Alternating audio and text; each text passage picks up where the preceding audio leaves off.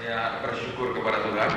Saya menikmati fellowship dengan Anda dalam 1 minggu terakhir ini. Dan tadi siang saya menikmati Bible study-nya. Saudara punya oma-oma yang perkasa dalam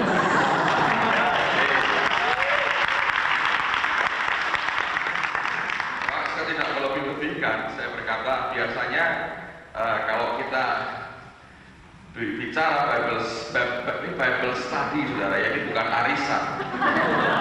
Bible study, dan saudara punya audiens yang begitu, biasanya Anda akan mendengar suara orang mendengkur, suara orang ngorok, suara orang tidur. Tapi hari ini saya berkata, wah, ini ICC menikmati berkat yang luar biasa. Kalau oma-oma dan opa-opanya begitu militan, yang muda nggak bisa apa-apa, pulang aja, saudara. Amen. Cuma saya ada satu pesan sebetulnya. Saya mau pesan untuk oma dan opa-opa kita ini. Pesannya sederhana saja lah.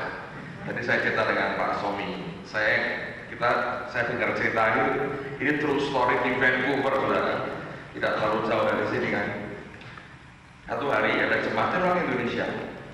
Ada jemaat yang ditelepon oleh anggota selnya, dan dia oma ini sudah ada umur lah kira-kira mungkin 70 something gitu ya, dan dia tinggal sendirian. Lalu anggota sel grupnya, karena mereka kan saling memperhatikan, jadi setiap kali mereka telepon, suatu hari ditelepon gak ada yang angkat, saudara. Dicoba 1 jam lebih gak ada yang angkat. Lalu orang yang teleponnya sudah mulai cemas. Itu sudah agak malam hari ya. Lalu kemudian dia coba mampir ke rumahnya. Dilihat dari luar itu lampunya nyala, jadi orangnya ada kan, kira-kira gitu. Jadi dia gedor, dia ketuk pintunya, dia coba telepon, dia gedor pintunya, nggak dibukain, nggak ada yang nyaut. Nah, kalau saudara tinggal dalam keadaan seperti itu, ada seorang oma 70 tahun lebih tinggal sendirian, Anda telepon tidak nyaut, Anda gedor tidak ada yang bukain pintu, apa yang Anda buat? Telepon 911, saudara. Dari ambulans datang, polisi datang, pemadam kebakaran datang. Mereka gedor, coba dibuka lagi, diketok pintunya, dibel, ditelepon, nggak ada jawaban, nggak ada orang bukain pintu. Akhirnya terpaksa mereka buka dengan paksa. Anda tahu apa yang mereka lihat? Oma ini sedang pasang Walkman ternyata, saudara.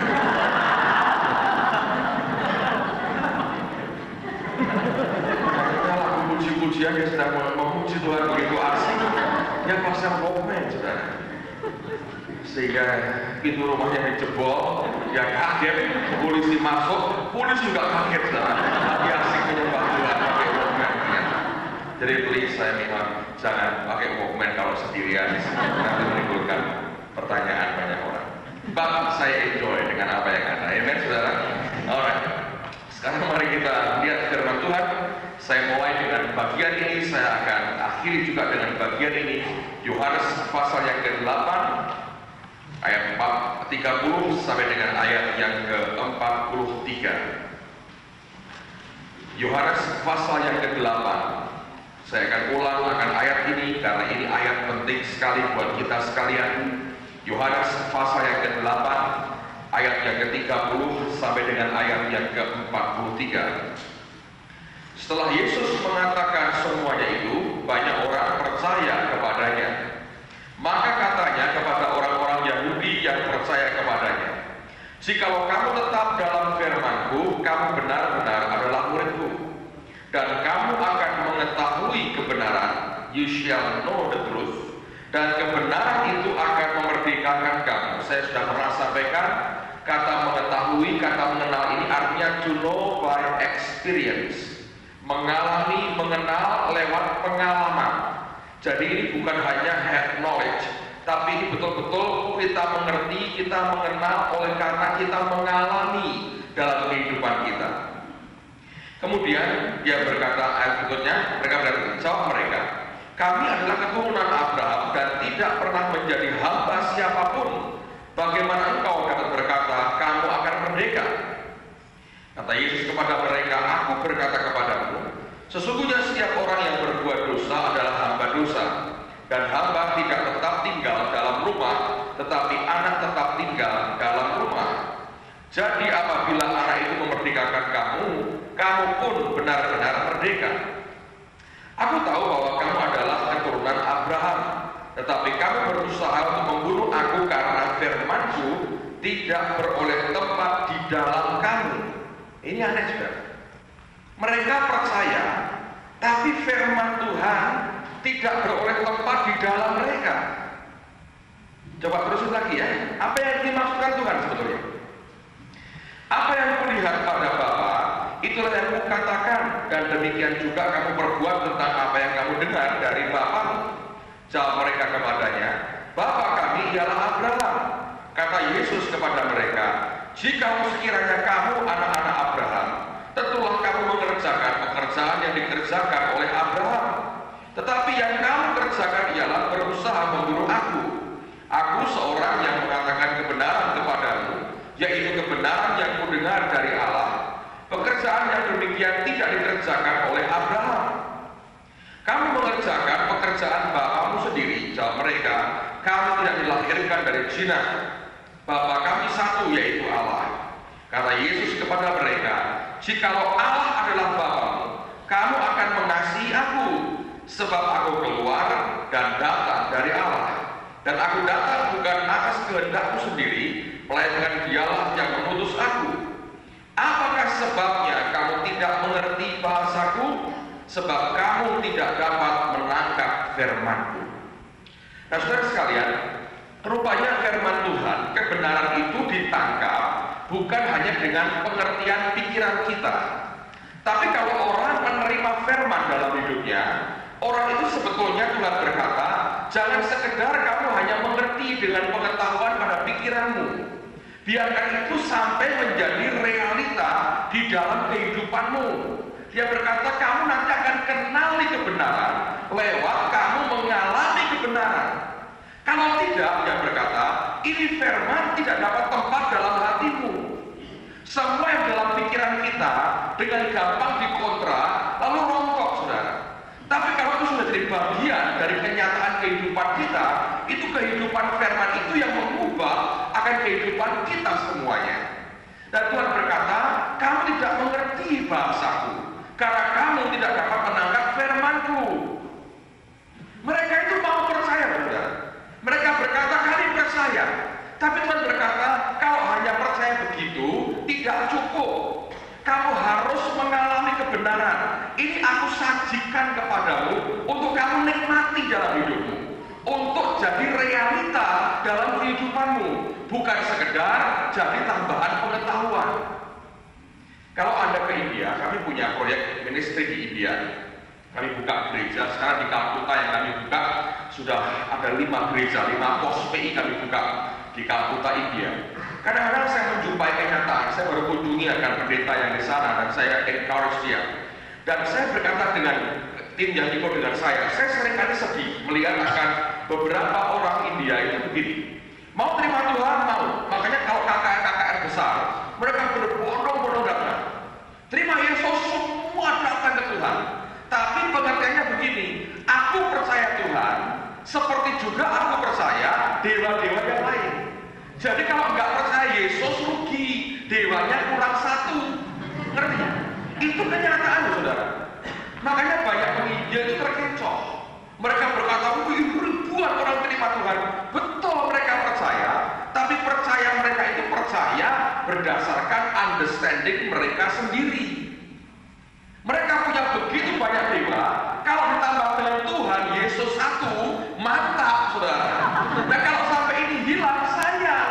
Mau menyembuhkan, bahkan orang mati, diampuni dosanya, kan semua orang mau. Dan dewa namanya Yesus ini tidak galak, dewa-dewa lain. Dewa lain itu ada tariknya, tangannya banyak, segala macam. Tuhan itu baik sekali. Jadi mereka berkata, kalau nggak terima Yesus rugi. Tapi pengertian percayanya mereka tidak seperti yang Tuhan inginkan pasti. Nangkep ya, saudara? Jadi kalau orang berkata, aku percaya, dia berkata, nggak cukup. Kamu mesti ngalami kebenaran. Nanti kamu ngalami kemerdekaan. Lewat kamu ngalami kebenaran itu, maka kebenaran yang kamu alami itu, dia berkata, akan memerdekakan memerdekakan kamu. Nah, kalau ini tidak dimengerti, Tuhan berkata, kamu nggak ngerti bahasaku, karena kamu tidak menangkap firmanku. Ingat, kalau sampai kita nggak ngerti bahasanya Tuhan, komunikasi bisa kacau. Saya ada cerita lain ya, supaya Anda ngerti bagaimana ini bahasa. Siapa yang dari gereja Katolik sebelumnya? Alright. Saya sekolah dari TK sampai SMA Katolik. Jadi pastor-pastor kamu sering cerita lelucon-lelucon soal pastor, saudara. Jangan tersinggung oleh cerita pastor sendiri, saudara. Ya. Saya dari TK sampai SMA Katolik. Kenapa saya tanya begini? Supaya Anda ngerti ini cerita dari pastor. Jadi kalau Anda berkata bahwa menghina, tidak, oh ini ceritanya pastor, saudara. Saya coba menceritakan bahwa suatu hari di sebuah desa, kota kecil ya, ada seorang yang stres. Dia kehilangan pekerjaan, istrinya nuntut, anaknya nuntut, jadi stres. Ada laki-laki yang gitu ya, sudah terlanjur tidak berdaya apa-apa, ditekan oleh keluarga. Nah, ditekan oleh, Anda tahu istri-istri itu kalau sudah keluar anunya bahaya juga. Oh ya, kita sampingkan dulu nih. Soalnya tuh leher tuh kalau sudah keram. Saya pernah satu kali ya, saya tengok jemaat. Itu awal-awal kita melayani dalam jemaat. Saya masuk jemaat pada waktu itu. Karena dia orang ini katanya ada masalah. Jadi saya kunjungi dengan seorang staf saya. Kami berdua naik mobil saya kecil sekali waktu itu. Begitu sampai di depan mobil, depan pintu rumahnya, itu korden di depan kaca jendelanya itu tertutup, saudara. Tapi saya melihat ada orang ngintip ketika dengar mobil itu berhenti. Lalu ada orang teriak, Pak Petrus, aku datang, katanya. Terus gak ada suara lagi. Nah, saya tahu ada orang di dalam. Saya ketuk, saudara. Saya ketuk, ada suara, ya sebentar, katanya. Lalu saya intip, saudara, kok lama gak dibukain? Saya ngintip dari jendela yang agak terbuka kordennya itu. Saya lihat apa, saudara? Itu di lantai, darah berceceran. Saya ngomong sama staf saya, waduh, ini ada penganiayaan atau pembunuhan. Kita datang di saat yang kurang tepat. Repot, ini urusan bisa panjang. Terus gimana Pak? Ya nggak ada urusan, pokoknya kita harus masuk lihat apa yang terjadi. Saya pikir, waduh, saya berkata ini pasti istrinya dihajar suaminya habis. Saya gedor terus, saudara. Akhirnya dibuka pintu. Yang buka pintu adalah istrinya. Begitu orangnya bertemu, begitu dia keluar dan dia buka pintu, Pak, mari. Yang saya lihat adalah dari ujung kepala sampai telapak kaki. Balik lagi, utuh. Saya berkata pada diri saya, wah selamatlah, tidak seperti yang saya duga. Mari Pak, duduk. Dia coba tutupi darah itu, saudara. Cukup banyak. Saya berkata, Bapak di mana? Oh, ada. Saya mau ketemu, boleh? Oh, bisa. Orang timur kan, saudara. Saya tunggu kira-kira butuh waktu setengah jam. Akhirnya suaminya datang. Itu muka diperban ya. Keluar. Pak, katanya. Loh, kamu ngapain? Kok sampai gini? Saya berkata. Istrinya berkata, habis saya hajar.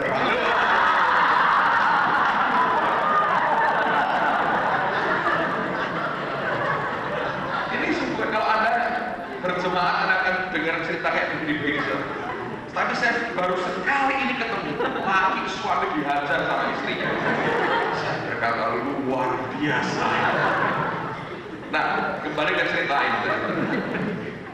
Si orang stres ini sudah saking paniknya ya, dia tidak punya kerjaan, istri yang ngamuk-ngamuk, mungkin mau dihajar atau apa, anaknya nuntut segala macam, dia frustrasi, dia stres, dan dia naik tiang listrik, tiang listrik, dan dia naik, dia sudah nongkrong di atas, dia berkata, pokoknya aku mau pegang ini kabel listrik, aku mau mati cepat, mau pegang, kayak orang di hukum mati gitu kan, mati, kira-kira gitu. Waduh, orang semua panik. Istri anaknya nangis, perantah, papa turun. Kamu, aku pulang sengsara, katanya. Kumpul ketemu kamu lagi, katanya. Waduh, semua orang coba. Kepala desa itu coba membujuk dia. Tolong turun. Kasihan istri anak-anakmu. Bukan, karena mereka laku seperti ini, katanya. Jadi pokoknya dicoba dengan apapun, nggak bisa. Di desa itu ada seorang pastor Katolik yang masih muda sekali, dan mereka nggak punya choice. Mereka berkata, panggil si pastornya. Lalu pastornya dipanggil, pastor, itu ada orang mau bunuh diri, naik tiang listrik katanya. Lalu suruh apa? Tolong pastor bujuk dia. Lalu kemudian ketika pastornya dekat ke sana, dia marah, pastor saya ikut-ikut katanya. Jangan ikut-ikut. Dia diam, saudara, dibentak. Dia kaget, dia diam aja. Orang-orang coba bujuk dia tidak mau. Pokoknya aku mau bunuh diri, aku mau mati cepat. Lalu orang-orang berkata, pastor, lakukan sesuatu, pastor. Dia bilang, suruh apa aku? Dia nggak mau begitu, dia marah. Pokoknya tolonglah, lakukan sesuatu. Berdoa, caranya gimana pastor? Tolong dia, jangan sampai mati. Nanti jadi gosong di atas repot kita katanya. Lalu pastornya itu nggak berdaya, saudara. Dia bilang, ya sudahlah, pokoknya aku berkati dia. Mati atau hidup tak selain dalam tangan Tuhan, saudara ya.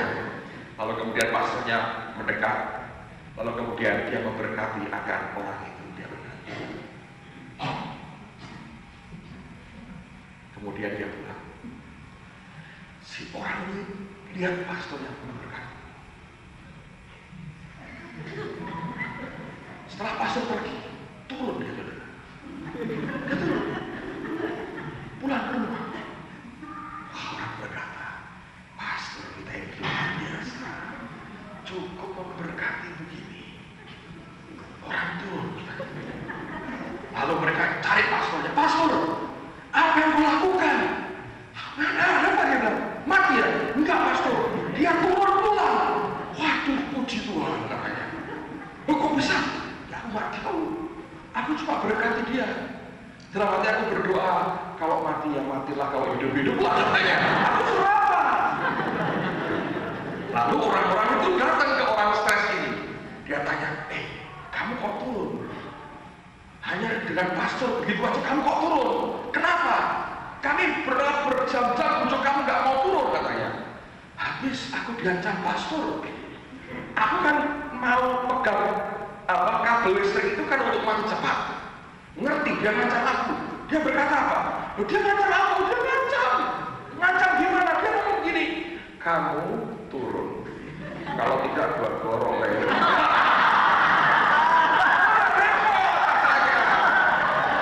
Dia ngancam, dia turun. Kayak itu.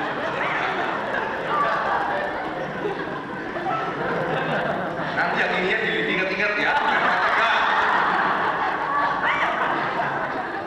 Yesus berkata, kamu tidak ngerti bahasaku, miss terus komunikasinya. Anggap saudara, itu penting sekali buat kehidupan kita.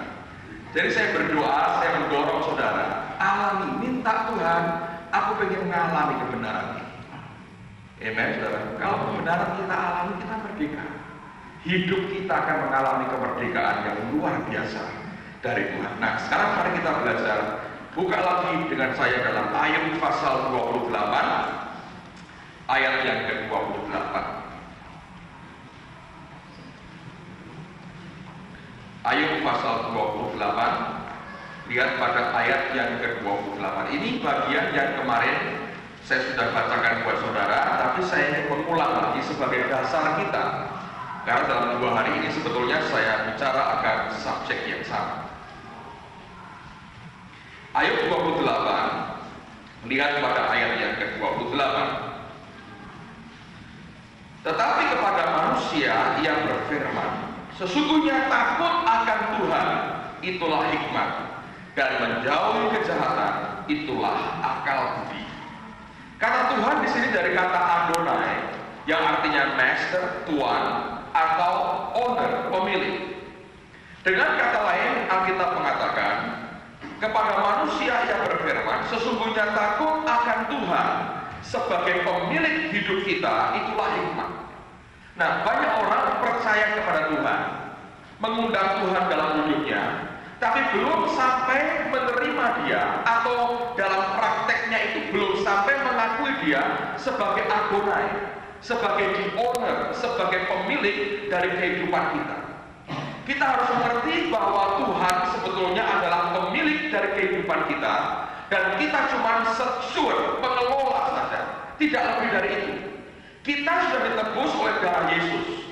Penebusan berarti kita dibeli lunas oleh Tuhan sendiri, sehingga tidak ada bagian apapun dalam kehidupan kita. Namun Allah bukan Tuhan yang suka main paksa orang. Dia mau kita menyadari sesungguhnya hidup kita sudah dibeli lunas oleh Dia. Dialah sebetulnya pemilik yang sah dari kehidupan kita, dan kita hanya pengelola dari apa yang Tuhan punya dalam kehidupan kita. Kalau orang bisa mengerti akan hal ini dan dia praktekkan dalam kehidupannya, orang itu akan dikatakan Tuhan, itulah hikmat. Orang itu akan hidup di dalam hikmat Tuhan.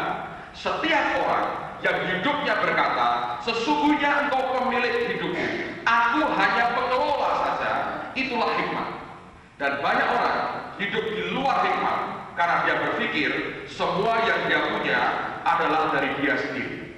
Nah, malam hari ini kita mau belajar dari hidup seorang yang bernama Simson.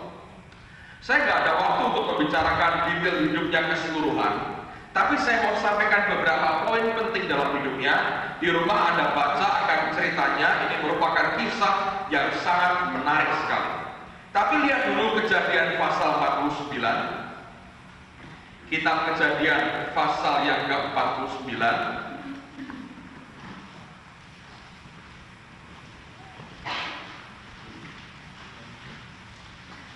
Ayat yang ke-16. Sebetulnya keberadaan Simson itu sudah dinubuatkan oleh Yakub sekian ribu tahun sebelumnya. Yang luar biasa, Yakub menubuatkan perkara yang ajaib akan Simson ini. Dia berkata begini, Kejadian 49 ayat yang ke-16. Adapun Dan, ia akan mengadili bangsanya sebagai salah satu suku Israel. Nah, ketika Yakub berkata Dan akan mengadili bangsanya, dia bernubuat bahwa dari suku Dan akan lahir seorang hakim bagi Israel. Kalau Anda perhatikan seluruh hakim-hakim di Israel dalam kitab Hakim-Hakim, dari sekian banyak hakim di Israel, hanya ada satu yang berasal dari suku Dan, yaitu Simson. Dengan demikian, Kejadian 49 ayat 16 jelas bicara bernubuat tentang keberadaan Simson. Dia berkata, adapun Dan, ia akan mengadili bangsanya. Nah, ingat saya katakan, dari semua hakim di Israel, hanya satu yang berasal dari suku Dan, yaitu Simson. Dengan demikian kita berkata, yang dinubuatkan oleh Yakub ini pasti berkenaan dengan akan munculnya orang yang bernama Simson. Atau dengan kata lain, nubuatan Yakub ini digenapkan dalam pribadi Simson. Saudara sekalian, banyak orang yang bertanya sebetulnya, apakah Tuhan itu mengenal kita? Saya berkata ya. Bahkan sebelum kita lahir, Tuhan itu mengenal kita.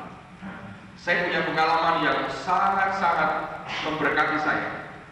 Menurut saya itu salah satu hal yang meneguhkan kenapa saya tetap mau melayani Tuhan sampai hari ini.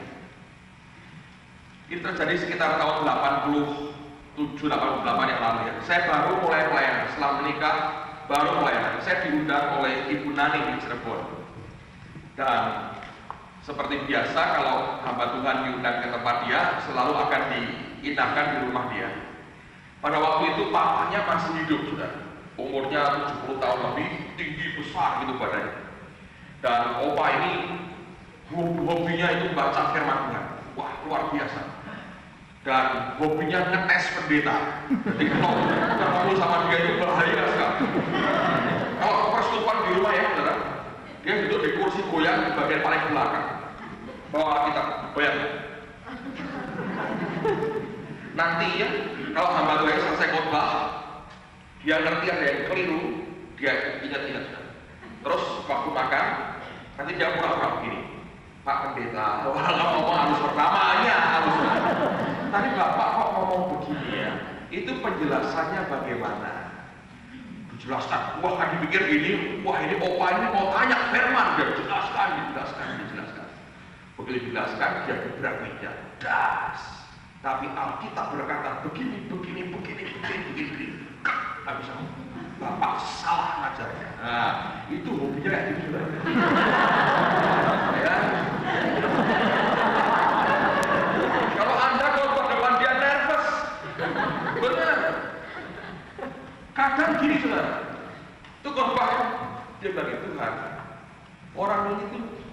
Aku lihat kok nggak ada yang nggak beres ya. Nggak beresnya di mana? Tanyain. Karena diberitahu itu orangnya gini. Nanti kalau sudah makan, dia mau bapak, Tuhan berkata bahwa gini dibongkar. Peka dengan Tuhan.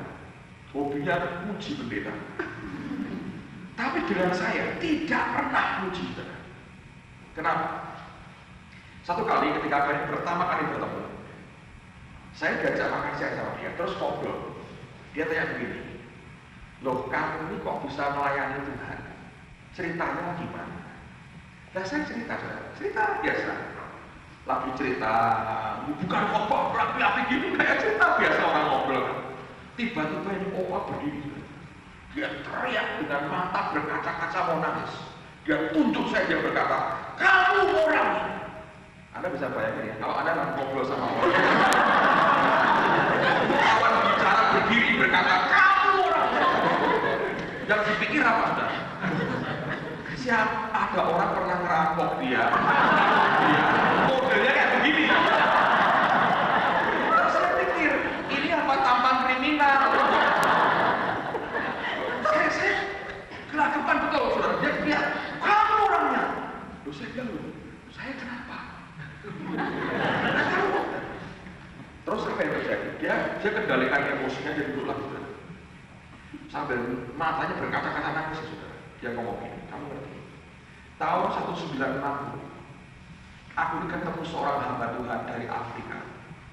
Dia ini anak raja, dia anak kepala suku di Afrika. Namanya Naginda. Orang ini dipakai Tuhan luar biasa. Dan setiap kali aku dengar dia bicara, itu di dalamku dia bilang seperti ada api di keluar, bakar dalam. Setelah beberapa hari khotbah di gereja, dia berkata, pada malam terakhir, setelah kami makan malam sama-sama sebelum dia pulang ke Afrika, dia ngomong padaku ini, Bapak, tolong Bapak perhatikan ini, dia berkata, satu kali Bapak akan ketemu dengan seorang muda, dan ketika dia bicara, Bapak seperti mendengar saya berbicara. Dari dalam akan keluar api, sampai bakar hatimu luar biasa. Kalau ketemu orang itu, tolong sampaikan pesan Tuhan. Beritahu dia, Allah mau pakai hidupnya. Dia ngomong ke saya, kamu tahu, aku tunggu puluhan tahun. Setiap kali ketemu hamba Tuhan muda, aku ajak dia bicara. Tapi api tidak pernah muncul. Aku sudah agak lupa peristiwa itu sebetulnya. Dan waktu kamu cerita, tiba-tiba api itu meledak dari dalam, keluar membakar. Dan aku ingat Naginda.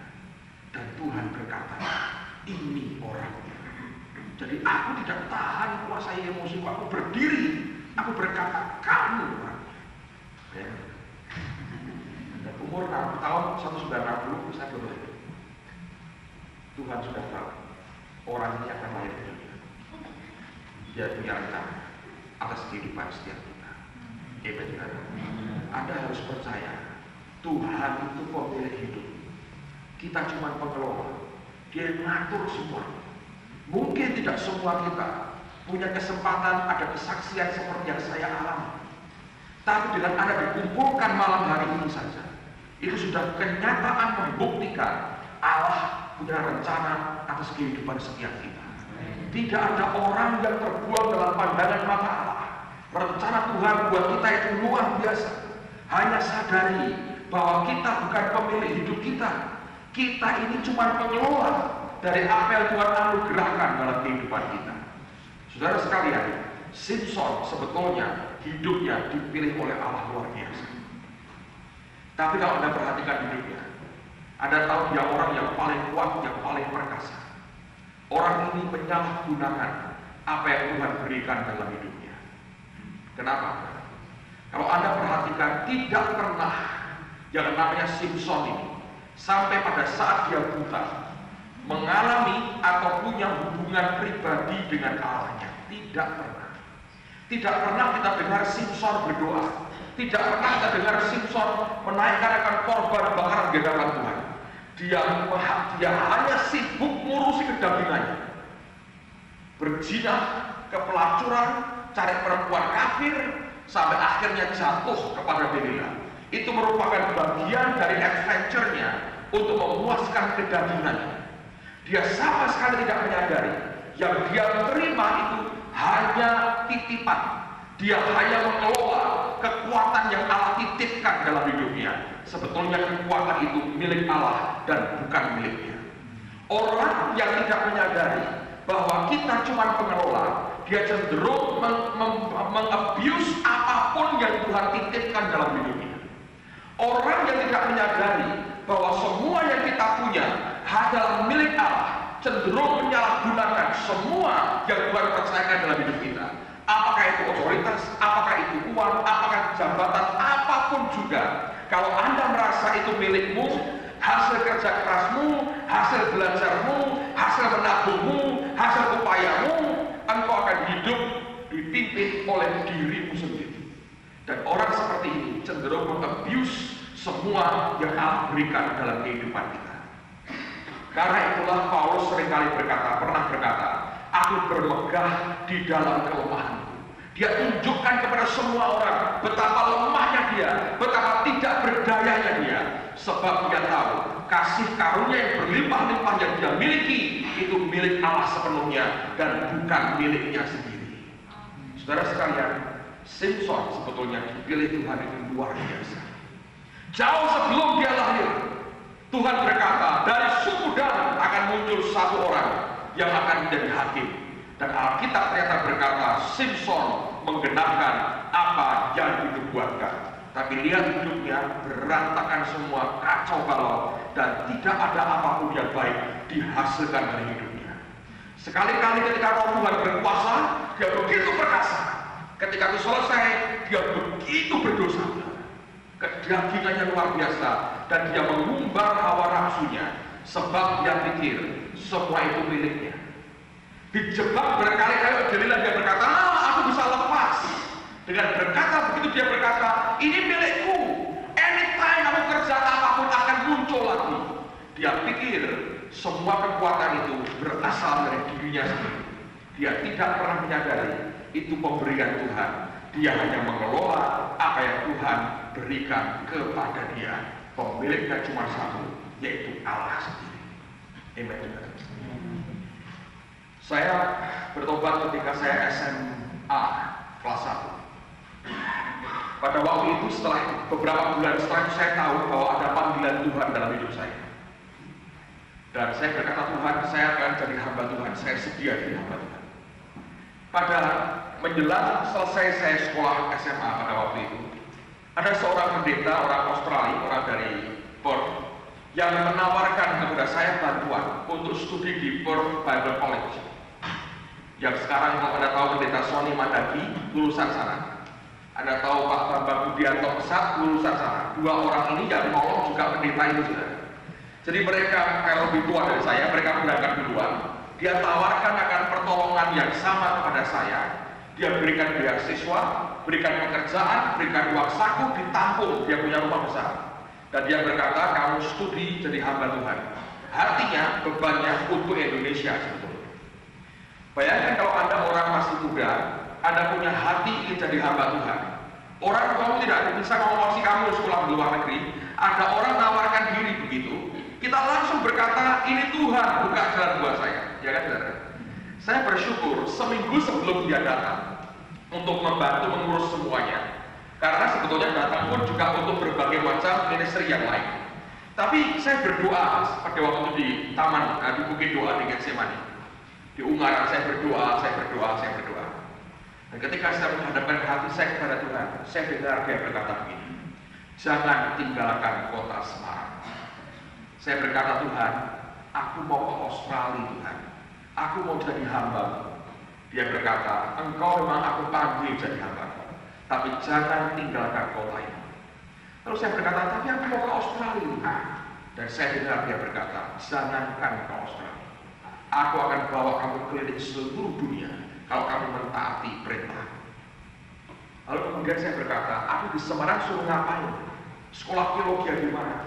Tidak, dia berkata, kamu masuk ke Undip. Ya, saudara. Tuhan, mau sekolah teologi? Dia bilang tidak. Suruh ke Undip. Saya bilang, Tuhan, jurusan apa? Dia berkata, ambil jurusan yang kamu paling suka. Nikmatilah kuliah dengan baik. Lah dulu ketika kecil hobinya baca komik juga. Tapi komik yang saya baca bukan komik bu. Bukan. Ada yang hobi komik itu di sini? Jangan. Jadi saya hobinya baca cerita-cerita sejarah, ya, kerajaan-kerajaan zaman kuno itu hobi saya. Jadi saya bilang baik kalau aku suruh kuliah di UIN, saya akan ambil jurusan sejarah, itu pun kalau diterima, ya kan?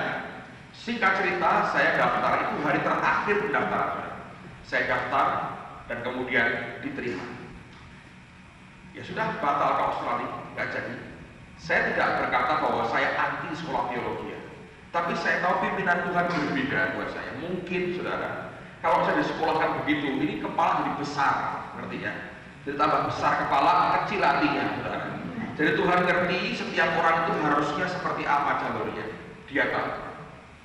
Saya sekolah dan Allah memberkati sekolah saya. Ketika masuk tahun kedua, Dewan dosen itu mengundang saya. Dan mereka menawarkan kepada saya beasiswa ke negeri Belanda, ambil master. Kemudian boleh pulang, langsung ngajar di UNDIP dan mereka jamin langsung diangkat jadi pegawai negeri. Pakai baju korpri. Teman berkata luar biasa. Bayangin kalau ada kuliah sejarah, mau makan apa?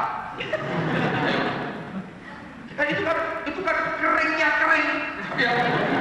Anda mau kerja apa? Di museum.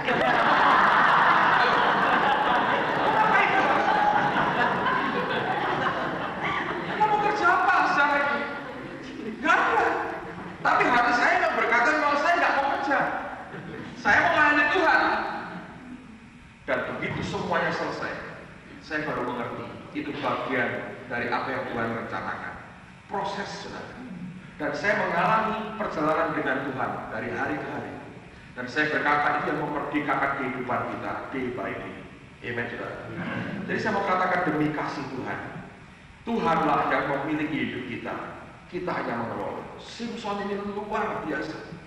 Kesalahannya adalah dia sama sekali tidak menjalin hubungan pribadi dengan Tuhan, sehingga tidak pernah sadar yang dia miliki itu adalah sebetulnya milik Tuhan.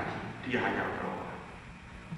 Saya perhatikan juga orang yang hanya mengandalkan karunia, tapi tidak punya hubungan dengan Tuhan secara pribadi, bisa jatuh kayak begini. Karunia luar biasa, dalamnya polos.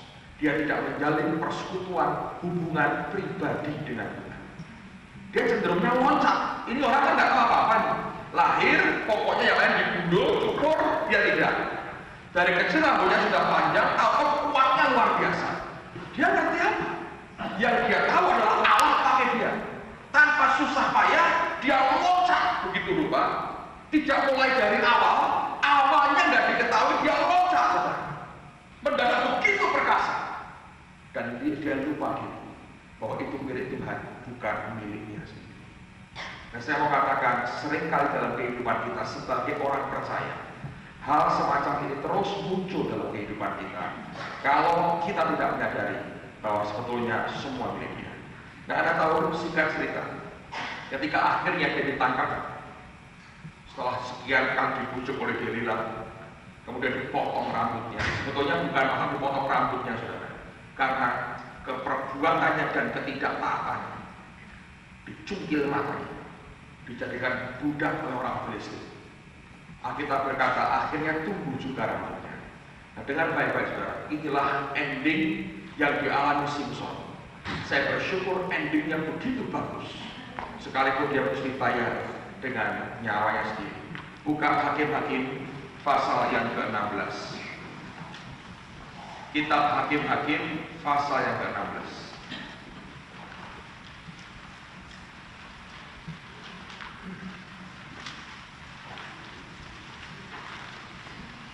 Saya baca mulai ayat yang ke-28.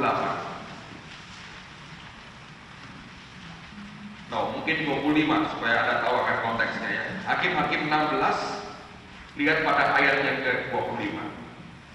Ketika hati mereka riang gembira, berkatalah mereka, panggillah Simpson untuk melawat bagi kita. Simpson dipanggil dari penjara, lalu ia melawat di depan mereka. Kemudian mereka menyuruh dia berdiri di antara tiang-tiang. Berkatalah Simson kepada anak yang menuntut dia, lepaskan aku dan biarkanlah aku meraba-raba tiang-tiang penyangga rumah ini, supaya aku dapat bersandar padanya. Adapun gedung itu penuh dengan laki-laki dan perempuan.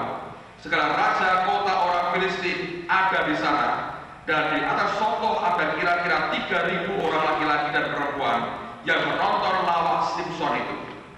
Ayat 28 perhatikan, berserulah Simson. Anda perhatikan dengan baik-baik kepada Tuhan katanya, ya Tuhan Allah, ingatlah kiranya kepadaku dan buatlah aku kuat sekali ini saja ya Allah, supaya dengan satu pembalasan juga kubalaskan kedua mataku itu kepada orang Filistin. Kemudian Simson merangkul kedua tiang yang paling tengah penyangga rumah itu, lalu bertopang kepada tiang yang satu dengan tangan kanannya dan kepada tiang yang lain dengan tangan kirinya. Berkatalah Simson, biarlah kiranya aku mati bersama-sama orang Filistin ini. Lalu membukullah ia sekuat-kuatnya, maka rubuhlah rumah itu menimpa raja-raja kota itu dan seluruh orang banyak yang ada di dalamnya. Yang mati dibunuhnya pada waktu matinya itu lebih banyak daripada yang dibunuhnya waktu hidupnya. Ini pertama kali sebetulnya dia sembahyang teriak dengan Tuhan. Dan kalimat pertama yang keluar dia berkata, ya Tuhan Allah. Dia berkata, Adonai Jehovah. Kalimat pertama dia sebut, dia recognize Tuhan sebagai Adonai. Dia berkata, engkau pemilik kekuatan itu. Dan itu pengakuan yang tulus pertama kali keluar dari hidupnya.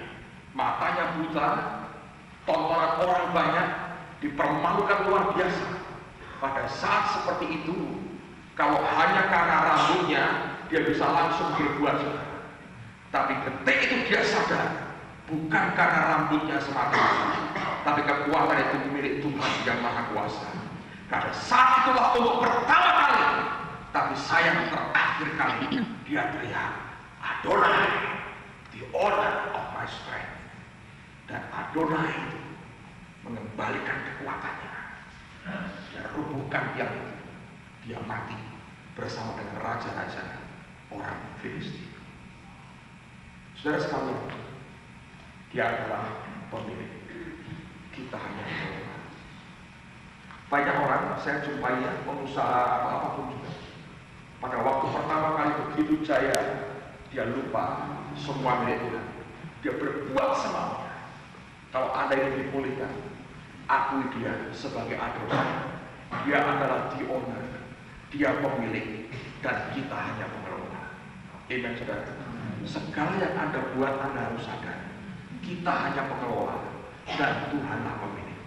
Lakukan semua dengan takut akan Adonai, hikmatmu akan keluar. Kalau apapun yang kau kerjakan, kau selalu dengar dengan suara Tuhan, hikmat Allah akan muncul dalam hidup. Saya cerita 2 hari lalu kepada Pastor Joe dan beberapa teman kita makan malam pulau dari retreat. Satu hari Pak Yusak Cipto cerita dengan kami pengalaman menarik sekali. Ada seorang om yang tinggal di Ambarawa. Ini orang-orang Konghucu, dan orang ini kalau dia nyembah akan leluhurnya, dia berkata, leluhurku itu bisa muncul di depan. Dia begitu kuat beribadah. Suatu hari dia ketemu Pak Yusak, dia telepon, dia berkata, ini namanya Pak Yusak. Ya, saya mau ketemu karena Pak Yusak sampai Ungaran. Dia naik mobil dari Ambarawa. Nah, pada waktu itu dia berkata begini, Pak Yusak, saya orang Konghucu. Saya dengar Anda ini pendeta Sinting, katanya. Loh, kenapa? Dia berkata, ya, kata yang lain kamu ini pendeta Sinting. Saya mau coba ngerti sampai di mana apakah betul kamu ini Sinting atau tidak. Orangnya kasar sekali. Oke, ya kan kamu lihat aku Sinting apa enggak? Ya, katanya enggak. Terus dia berkata, tapi untuk mengujinya gini Pak, saya mau tanya. Saya ini orang Konghucu. Saya bisa dengan agama saya masuk surga apa tidak? Bisa? Hah? Hah? Bisa. Bisa. Dia berkata, bisa.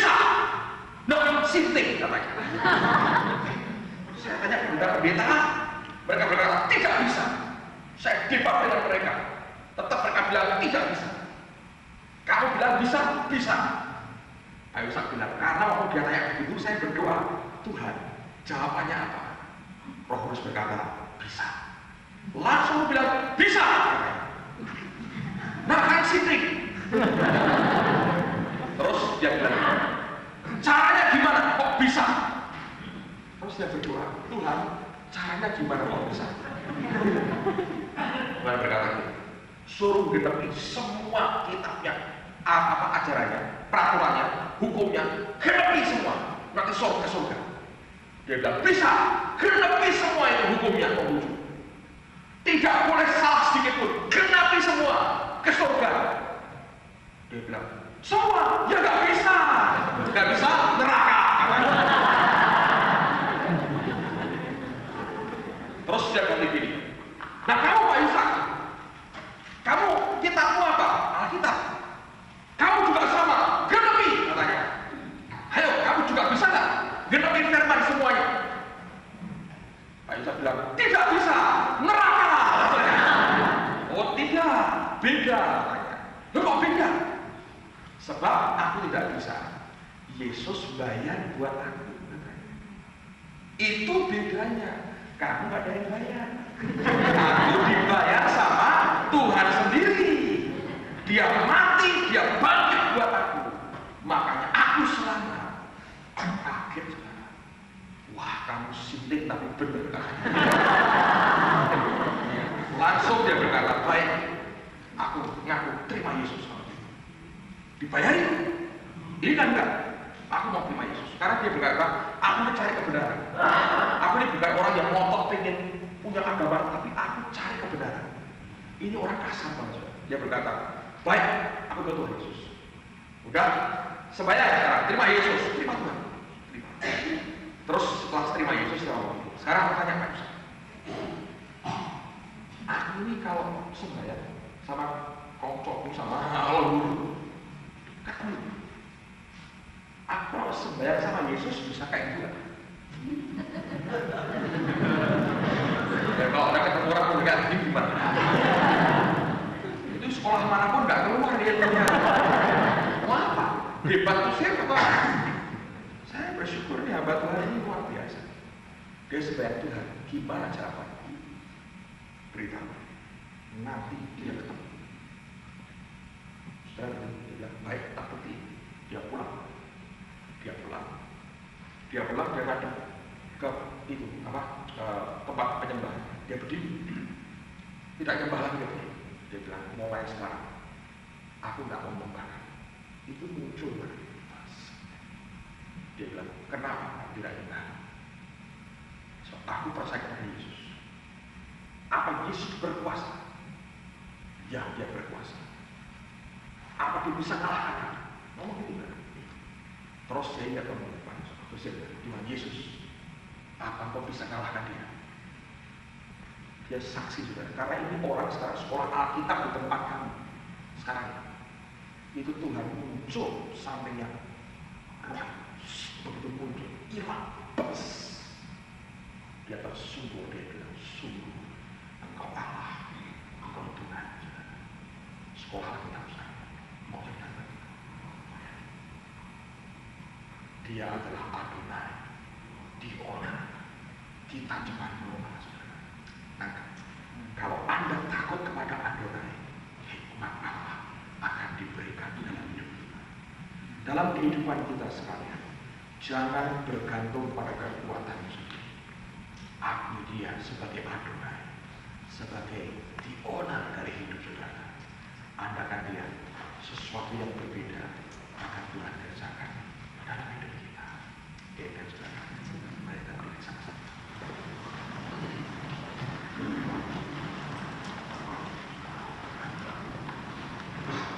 Saya bisa minta sama ibu orang saya mau juga.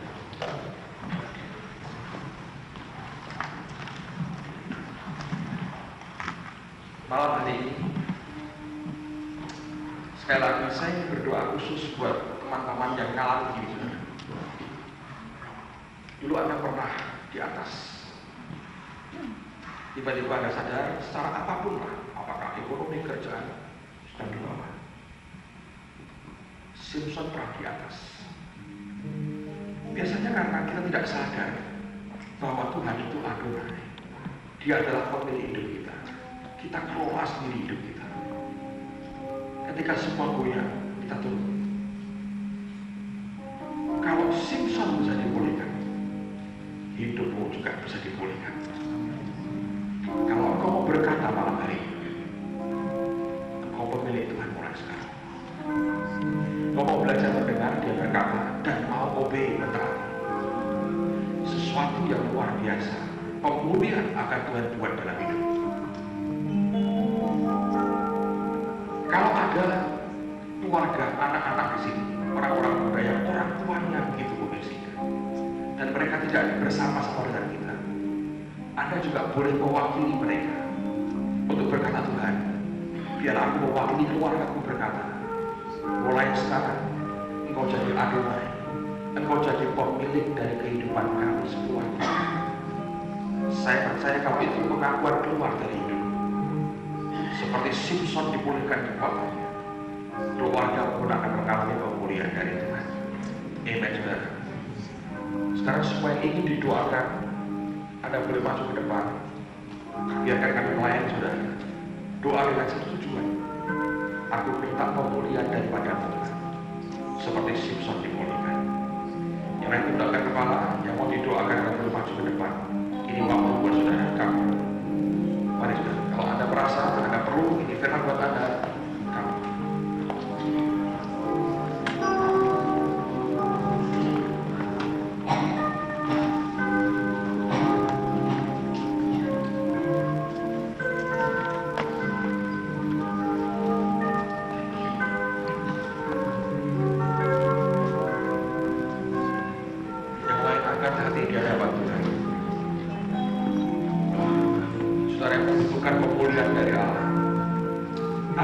Apapun pemulihan yang kau inginkan.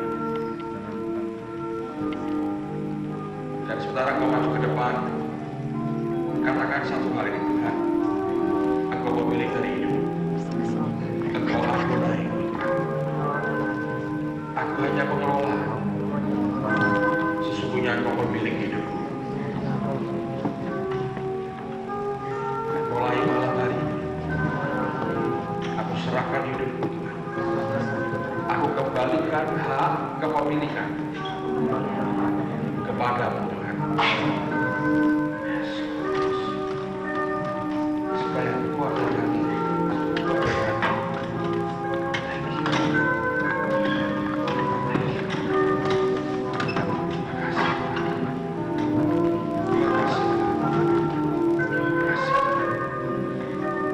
Tuhan, Kau yang mengerti akan cerita hati anak-anak. Biarkan hari ini keluar dari hati mereka pengakuan yang berkata, Engkau Adonai dalam kehidupan kami. Engkau pemilik kehidupan kami. Engkau pemilik kehidupan kami. Bagi beberapa menit itu Anda sendiri dengan Tuhan secara pribadi. Engkau dengan Allah secara pribadi.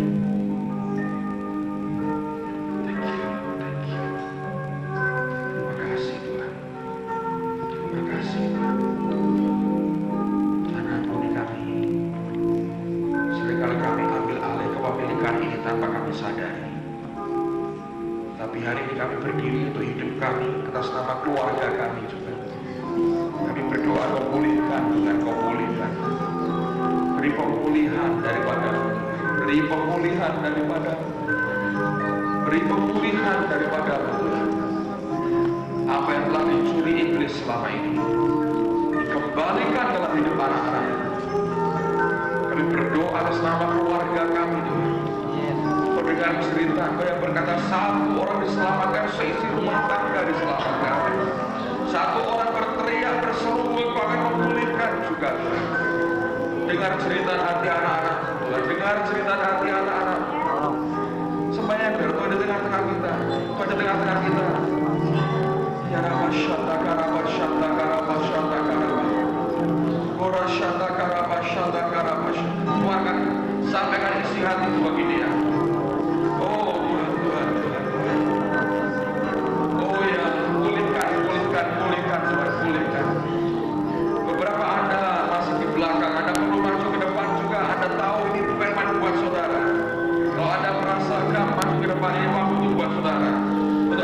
menikmati anugerah kebaikannya dalam kehidupanmu.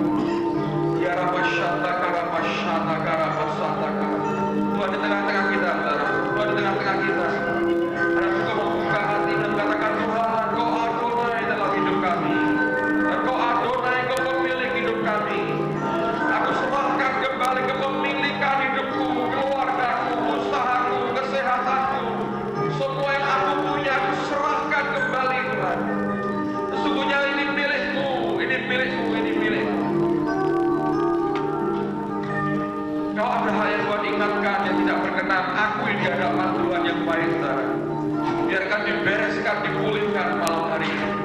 Biarkan dibereskan, dipulihkan malam hari ini. Karena Dia baik, karena Dia baik. Dia mau memulihkan kita, Dia mau memulihkan kita. Thank you, Lord. Terima kasih, Tuhan. Terima kasih. Oh Tuhan, demi nama Yesus, sekarang Kau lawat